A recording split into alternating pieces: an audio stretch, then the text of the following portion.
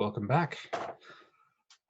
Today, I'm going to talk briefly about comedy, particularly dramatic comedy, and what that means in literature, and also going to talk a little bit about the two short plays. They're older. One is called Sure Thing by David Ives, and the other is The Prodigal Son by Garrison Keillor. And we're going to talk a little bit about what these two comedies have, or at least how they'll prepare us for understanding tragedy. And I'm sorry, I'll be a little bit cynical. Comedy is not my favorite thing. I think it's the English teacher in me. I prefer tragedy. But the comedy has a certain place, and it's important for us to consider. So today we're going to talk about where comedy comes from and our traditions, particularly with comedy. And a lot of this information I'm pulling out of a literature book. It's an older literature book by X.J. Kennedy and Dana Goya, and it's entitled Literature and Introduction to Fiction, Poetry, and Drama. It's the 7th edition. There's a lot more recent editions out there, but this particular one is one I have on hand, and it's also the one that you'll be using for this class. So this is the tan book that I was referring to in class a couple of weeks ago. So you should have read both of these comedies, and one of the things that you'll notice is that both playwrights will play with a sense of timing, sense of place, and so that sense of timing is known as kairos in the Greek. And so one of the things that you have to understand is that there's a sense of delivery, and comedy is often based. There's actually two types of comedy. There's high comedy and there's low comedy. Low comedy is often slapstick, bodily humor, body humor as well. The type of humor you would find in The Three Stooges, but also in Captain Underpants, all the way down to gross bodily functions. And so the highbrow or high comedy often depicts situation and wit, and it makes us laugh because there's a lot of wordplay, a lot of situational irony, where characters find themselves in unique or absurd situations. And oftentimes, we as an audience, we're left to kind of experience vicariously the awkwardness of the character's situation. And we do this in two ways. I mean, essentially, we are either sympathetic to their plight and we can laugh because we've been there, or we are condescending. And maybe condescension is a bit harsh. Maybe it's because we laugh because we participate, and it puts us on a higher level. And because of that high level, we can satirically look at the situation, and our laughter is a form of judgment on that particular situation. And of course, we is safe in our theater seats or at home while we're reading the comedy or watching it on Netflix. We can say, of course, I would never find myself in that situation. That's just plain ridiculous. And oftentimes when you look at comedies, many of the situations are actually mundane, common, everyday experiences, or experiences that depict situations where our infantile desires are expressed through the characters. So when you have someone who just goes berserk and starts to quote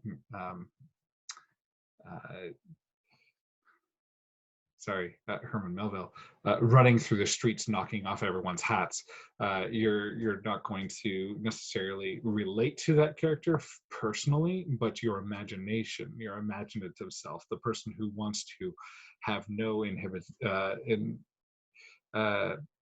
no limits, no inhibitions, desires to go out and knock people's hats off because you can, and that would be utterly ridiculous in this, in society. But we have people who could very well do that, and some of us may have even desired to go out and do something absolutely ridiculous, and an expression of emotion or latent desire.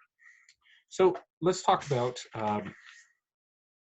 the two plays. So we're going to start with A Sure Thing, and by David Ives. And A Sure Thing is a short play. It's actually part of a collection of short plays that were published in the 70s. And Sure Thing is from a collection called It's All in the Timing.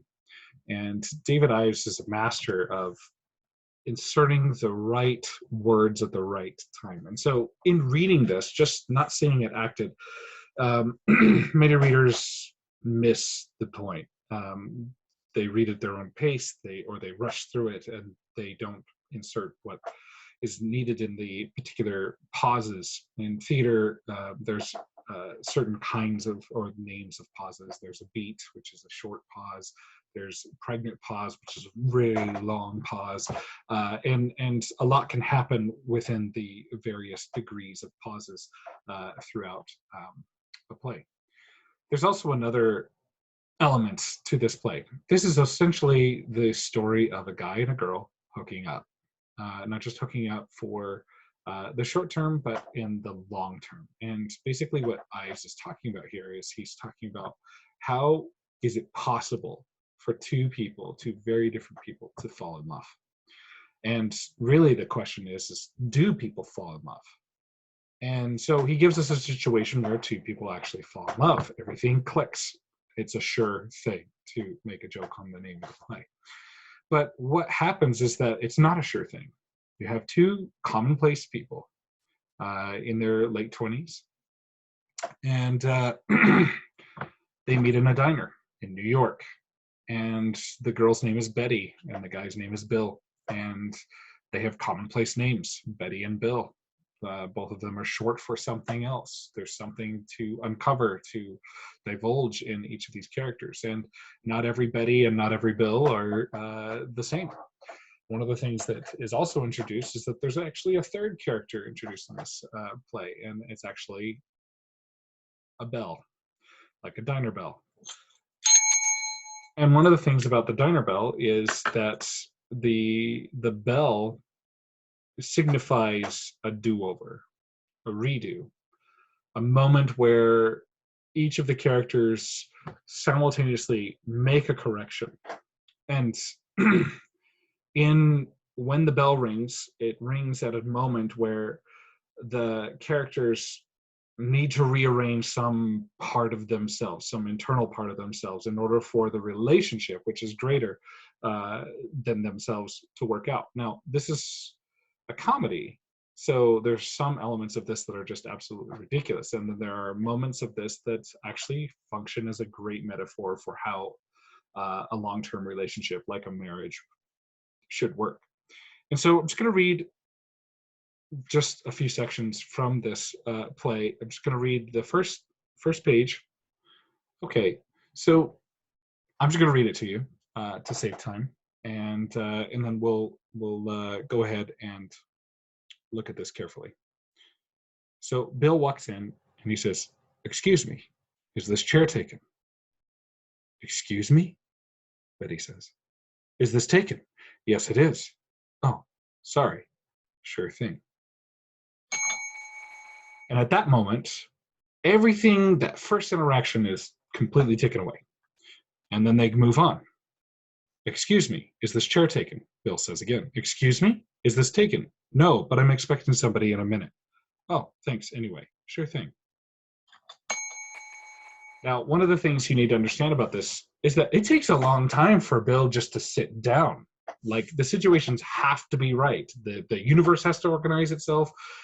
Bill has to be the right kind of Bill in order for Betty, who ultimately needs to be the right kind of Betty, to accept his invitation to sit down at the counter. Now it moves on to where you find out a lot about Betty and Bill, that they're not perfect people, that they have uh, past relationships, past problems, elements of those situations. And what's funny and ironic about this particular situation is that this is a first encounter, this is a first date, this is a pickup, and no one exposes themselves, the inner part of themselves or the outer part, but the inner part of themselves on a first encounter with someone. Even if you think about, honestly, your everyday interactions with people, you're going to realize that a lot of what your interaction involves is a lie. You're not actually telling the whole truth about yourself. You're actually really guarded, especially when meeting someone new. The whole purpose of an introduction is to create a false place for you to present a false self in order for you to eventually get to know that person, in order to establish enough trust in that person to reveal a genuine nugget of yourself to that person. And this is why first dates always suck. And this is also why sometimes after first date, you hit it off with that person, the first date or the second date or the third date, something collapses because the person you took out on that first date, they had their best foot forward. It wasn't necessarily that they were lying about themselves 100%, but they were only showing a part of themselves that they show forth to the public. And once you start dating that person more, their true inner self is revealed, or at least a truer part of themselves is revealed, and you, in reacting to that truer part of the self, you either love that person or you love the person who they could be, or and then even that idea, that thought, loving the person they could be as opposed to the person they are.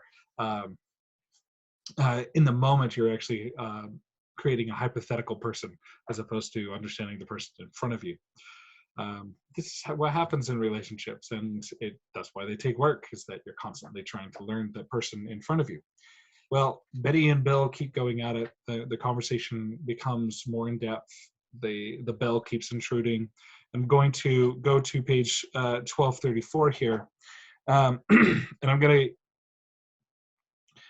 to. Some things get pretty awkward here. So Betty says to Bill, "So you didn't stop to talk because you're a Mooney or you have some weird political affiliation?"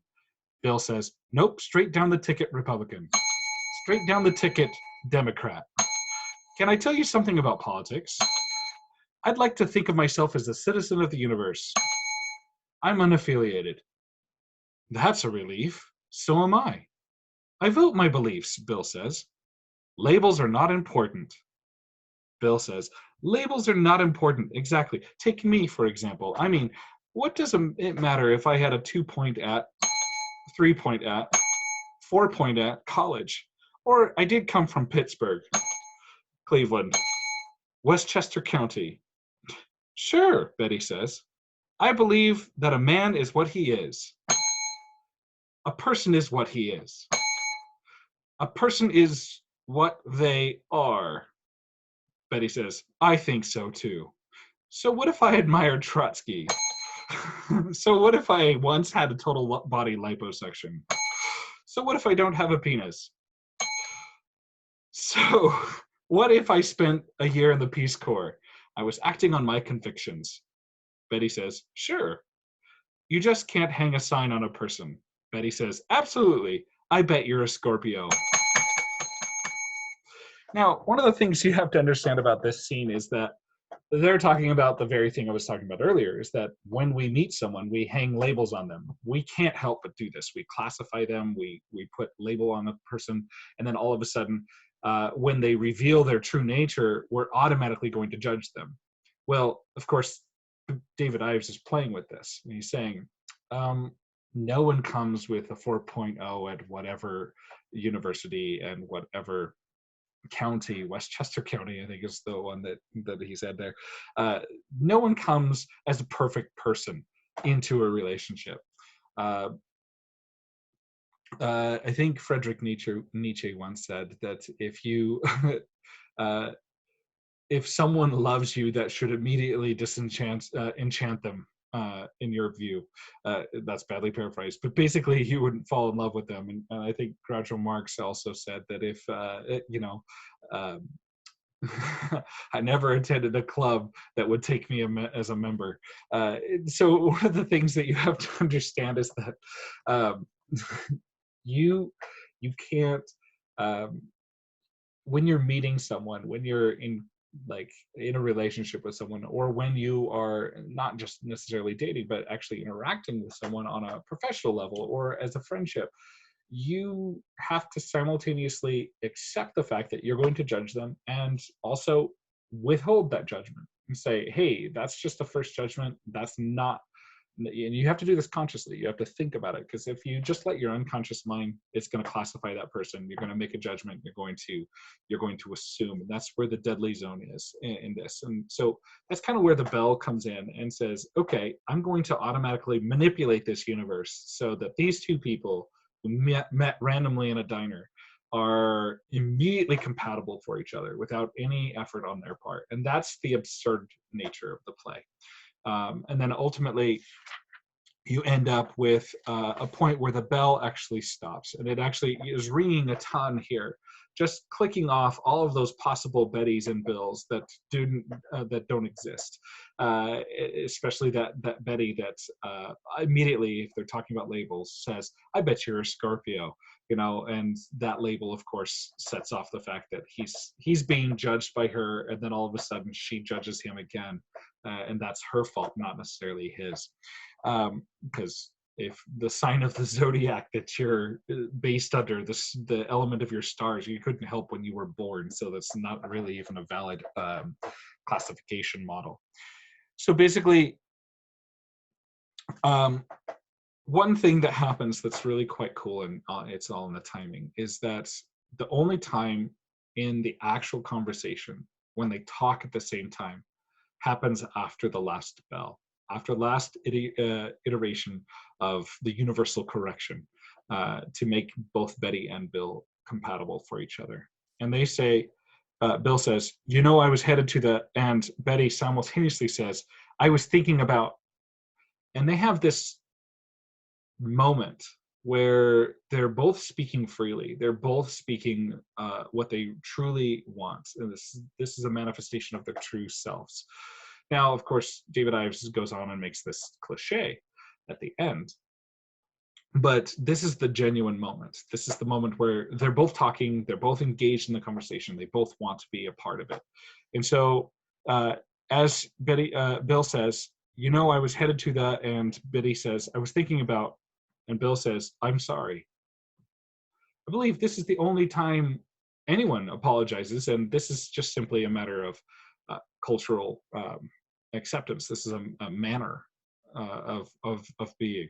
Says, I'm sorry, and she says, no, go ahead. So this says, I really want to know what you're saying. I want to know what you're talking about. I'm not just disinterested in being picked up by you. I want to know what you think. And so he says, I was going to say that I was headed to the movies in a little while, and Betty says, so was I. So this is the moment where that genuine moment becomes a cliched moment, because this is the relationship that we all see in the movies. This is the relationship that is the ideal, or at least the portrayed ideal in our culture. And Bill says, the Woody Allen Festival? And Betty says, just up the street. Do you like the early ones? I think anybody who doesn't ought to be run off the planet. Bill says, how many times have you seen Bananas? Betty says, 8 times. Bill says, 12. So are you still interested? And here's one of those long pauses, a pregnant pause. And this is that moment where just the wrong things said here could change and mess up everything that's going on. They seem to be getting it at this point. And Betty says something else. She answers with a question. See, she's still probing. Betty's got a lot, or at least a lot of concern to be invested in this relationship, this new relationship. She asks, do you like Entenmann's crumb cake? And Bill says, last night I went out at 2 a.m. to get one. Did you have an Etch-a-Sketch as a child? Now here's his turn to pump Betty for information. Yes. And do you like Brussels sprouts? Another pause. It all hangs on whether he likes Brussels sprouts, guys. That's the absurdity of this. Who cares if he likes Brussels sprouts? In a real relationship, people don't like things all the time. You don't have to have it exactly perfect. But he doesn't. And in that first kind of like setting where they're just getting to know each other, this is enough to make it a sure thing. He says, no, I think they're disgusting. They are disgusting. Do you still believe in marriage in spite of current sentiments against it? Betty says, yes. And 3 children. And children? 3 of them, Betty says. Bill says 2 girls and a boy. Yeah, like you get a choice, right? It's like, and Betty says Harvard, Vassar, and Brown. And these are their names, just in case you were wondering when you read this. This is actually the colleges they'll go to. So they're already in a couple statements. They've moved from Brussels sprouts to how many children they're going to have, the genders of those children, and what colleges they're going to attend. And Bill asks, and will you love me? Betty says, yes. And cherish me forever? And Betty says, yes. Do you still want to go to the movies? Sure thing. And then what solidifies this within this fictive world that they're in, they both turn together. And this is their first action together. They turn and call for the waiter, meaning if this is a marriage proposal, this is the person who's going to solidify the deal. This is them paying the check to leave the diner. This is them saying, hey, this is an official thing. And that's Bill Ives's sure thing. We'll move on in a second and talk about Prodigal Son. Now, as I was talking before, Prodigal Son is another type of play where Keeler, he takes something that is so ingrained into our culture. The Prodigal Son is a biblical story. It's one of the parables of Jesus. And I am going to read that to you today so you can kind of understand the nuances of Prodigal Son. But what Keeler does is he parodies the Prodigal Son. And another thing that makes this a comedy is that he takes the setting of the Prodigal Son and he modernizes it.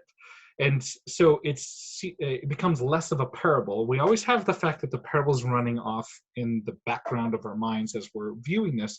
But what instead happens is that we now see from that satirical point of view that happens in comedy is we see that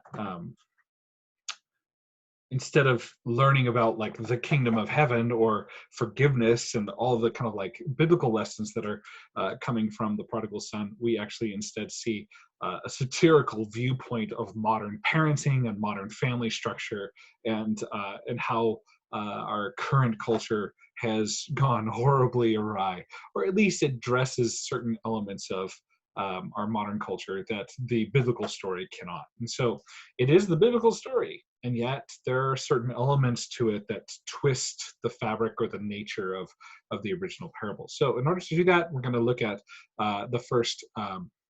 the actual parable. I'm going to use a copy of the King James Bible. This is online.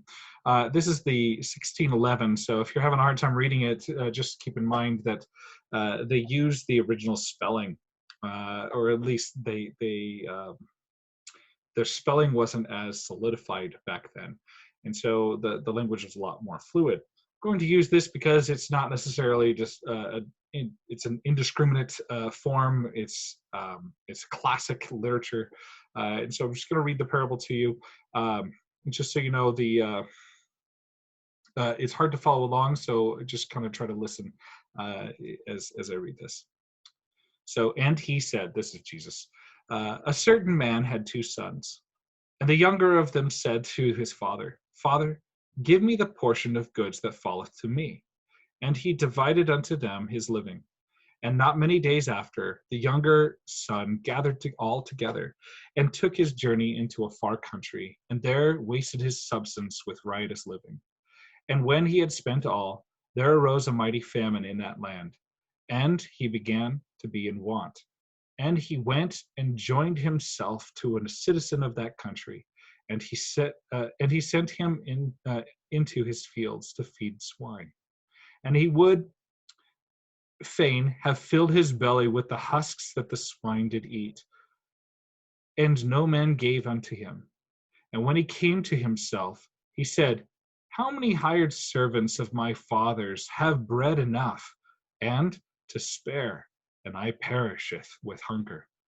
I will rise and go to my father, and I will say unto him, Father, I have sinned against heaven and before thee, and am no more worthy to be called thy son. Make me as one of thy hired servants. And he arose and came to his father. But when he was yet a great way off, his father saw him and had compassion, and ran and fell on his neck and kissed him. And the son said unto him, Father, I have sinned against heaven and in thy sight, and am no more worthy to be called thy son. But the father said to his servants, bring forth the best robe and put it on him, and put a ring on his hand and shoes on his feet, and bring hither the fatted calf, and kill it, and let us eat and be merry. For this my son was dead, and is alive again. He was lost, and is found. And they began to be merry. Now his elder son was in the field, and as he came and drew nigh to the house, he heard music and dancing. And he called one of the servants, and asked what these things meant. And he said unto him, thy brother is come, and thy father hath killed the fatted calf, because he hath received him safe and sound. And he was angry, and would not go in. Therefore came his father out, and entreated him. And he, answering, said to his father, lo, these many years do I serve thee, neither transgressed I at any time thy commandment. And yet thou never gavest me a kid, that I might make merry with my friends. But as soon as this thy son was come, which hath devoured thy living with harlots, and thou hast killed for him the fatted calf. And he said unto him, Son, thou art ever with me, and all that I have is thine. It was meet that we should make merry, and be glad. For this thy brother was dead, and is alive again, and was lost, and is found.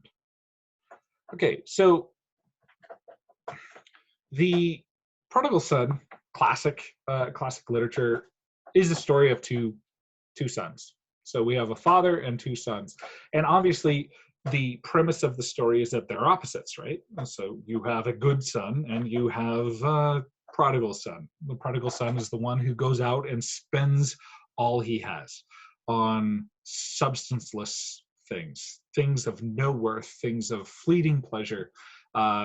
Would be akin to a little kid saving up money, and at the first moment that they have a chance to spend that money, instead of buying something substantial, something of quality, they go and blow it all at the dollar store and buy chintzy, cheap plastic toys or candy, giving fleeting pleasures, things that don't have much worth and won't satisfy.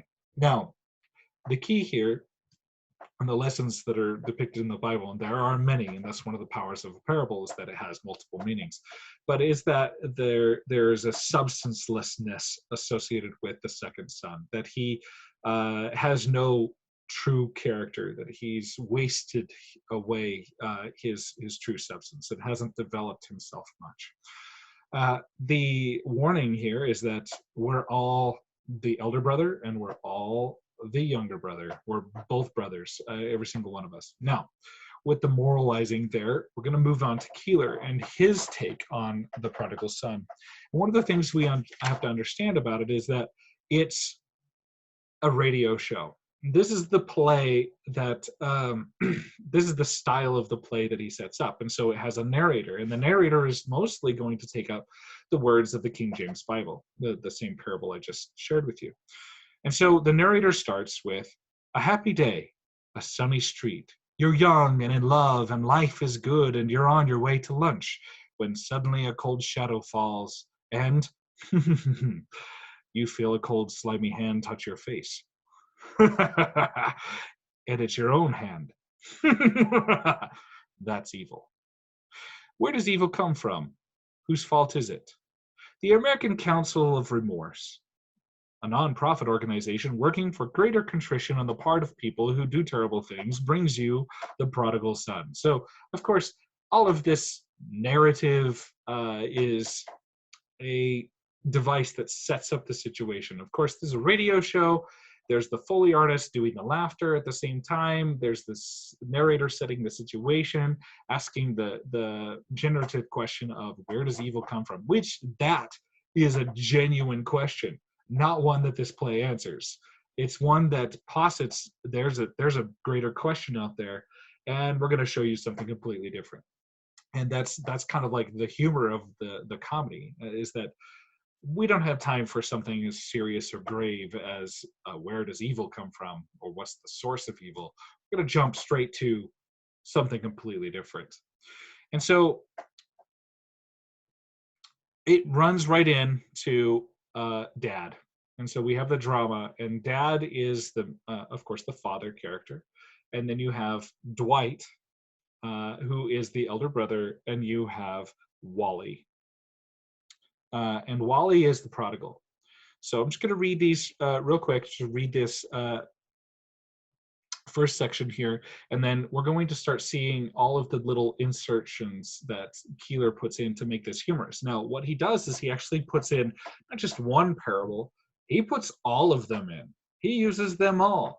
And one of the things that we have to understand is that there's these little jibes and connections, these allusions, and the allusion is a reference to another work inside of inside of the original work that you're looking at.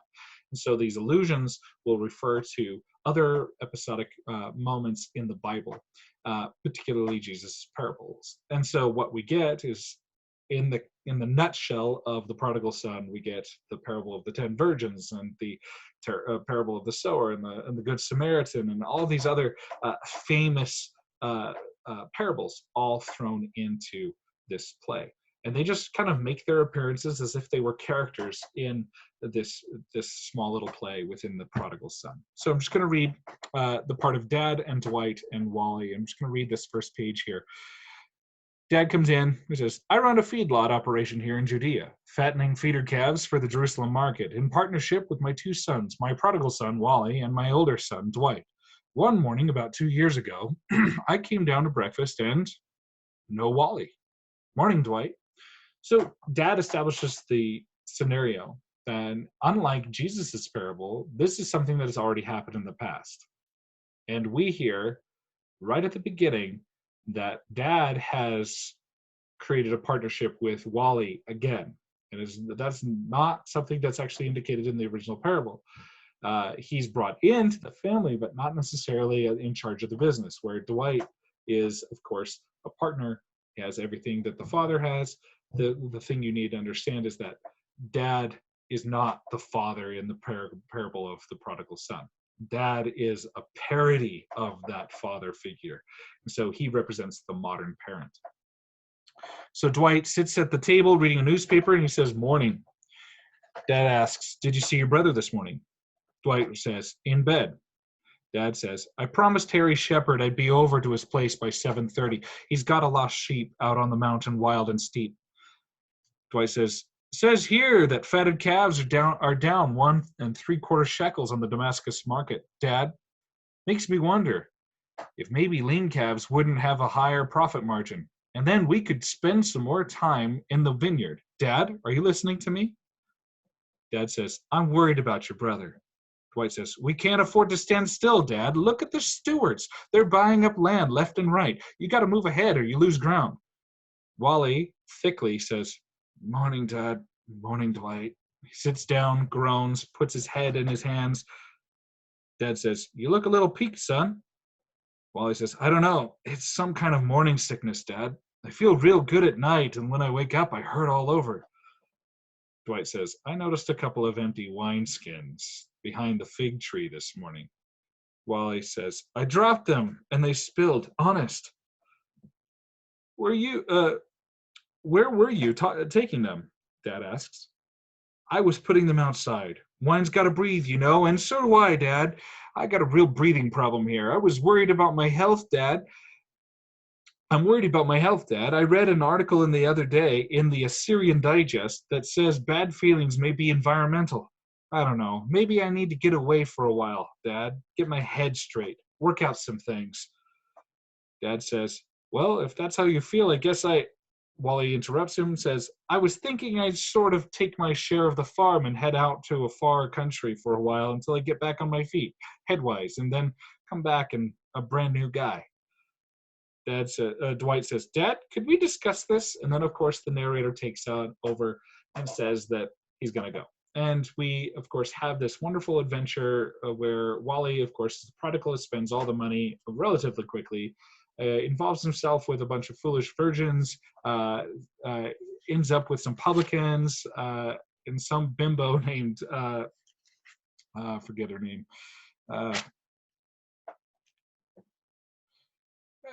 yeah, she just calls him Mr. Wally. She's completely a bimbo. She has no original thought. She tries to make some sort of like universal kind of thought, but it's full of breezy prose. And then all of a sudden, we have this moment where Wally comes to himself, and this is kind of like that repentant moment in the prodigal son in the original parable, but it doesn't happen here. He has that thought, and then he escapes it and says, "No, Dad's going to take me back, whatever. You know, I'm his son. He loves me." And so he starts to exploit the parent. And this is, of course, the part of the comedy. And this is also the point, if we're thinking about it, should make us disgusted. If we know the original parable, this is the moment where we start to criticize the actual modern parental and filial relationships that we've established. We realize, oh, no one is learning anything here. And this is actually what justifies Dwight's comment at the end, where he storms off, and there's no common feeling, no filial love between him and Wally, because he didn't learn from his lesson. He didn't change. And this, of course, leaves us into a sense of, where does evil come from? Well, this particular brand of evil is a parent who indulges their son to the point, or daughter, to the point that they become not only spoiled, but have no real consequences. This is actually a different kind of parenting. This is actually known as the Oedipal parent. This is the parent who refuses to let their child face the real and natural consequences of the world.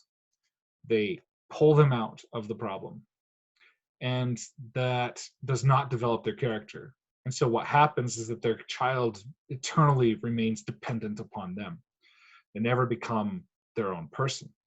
And this is kind of, it's not really all that subtle. It's actually quite blatant. What Keeler is saying is that our modern parenting is wrong. We have left the way. Not that the biblical way was the 100% best way. He's saying we don't have a way, and that's worse than having a way. And he's saying if we indulge the child to the point that they never grow up, that Wally remains a prodigal even when he's at home after he should have learned his lesson, what are we left with? That becomes a major problem. And that is a form of evil. And where does evil come from? It comes from our desire sometimes to help people. And we help them in all the wrong ways. Keeping them from experiencing their own consequences can be a form of evil. Now, I'm not saying that you should just kick your children out the door and say, "Hey, suffer the world's wrath, you little sucker." That's not what we should do. But necessarily, we shouldn't not do that either. We need to make sure that we have our children, they're not completely defenseless to the sorrows and the horrible elements of the world, but that we also kind of take that responsibility as being a parent and exposing them to the harsh uh, consequences, the natural consequences of their actions within their limited capacity, so that they understand that there is a way to act, there is a way to interact within a family. Um, yeah, Wally messed up. He should own that. He doesn't. He's indulged to the point where he can just write over not only his father but also over his elder brother, and I think that's something that's very true. That's brought up in this particular play. It's funny and it's sickening at the same time, and that's part of that kind of like high condescending judgment that we come. It's like, well, I'm not going to do that. We'll see. Anyway, that's all for today. Have a good day.